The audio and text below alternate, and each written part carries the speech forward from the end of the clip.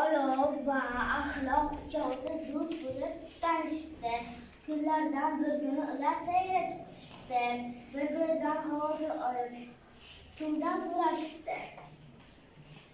Seni yo'qotib qo'ysang qayerdan topamiz? Qayerdan shirillayotgan ovoz chiqsa, men o'sha yerda bo'laman. So'ngra olovdan so'rashibdi. Agar seni yo'qotib qo'ysak, seni qayerdan topamiz? Qayerdan tutun chiqayotgan bo'lsa, men o'sha yerda bo'laman. Navbat axloqqa kelganda axloq shunday javob beribdi. Agar meni yo'qotib qo'ysangiz, meni izlab yurmang, meni hech qayerdan topa olmaysiz. Bolajonlar, agar biz axloqni yo'qotib qo'ysak, nima uchun topa olmaymiz? Odob yo'q joyda axloq ham bo'lmaydi.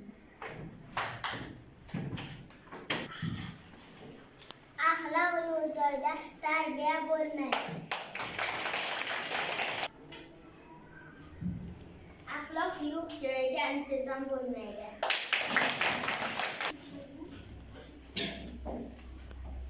Axloq yo'q joyda bilim olib bo'lmaydi. Axloq yo'q joyda tinchlik ham bo'lmaydi. Axloq yo'q joyga odob bo'ladimi, bolajonlar? Yo'q. Aqlli, odobli bo'lamizmi, bolajonlar? Ha! Bolajonlar, doim peshbag'izga o'qiymizmi? Ha!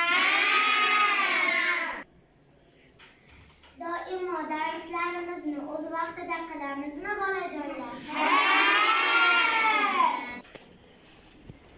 Bolajonlar, ustozlarimizni, ota-onalarimizni hurmat qilamizmi? Ha! Kattalarni hurmat, kichiklarni izzat qilamizmi? Ha!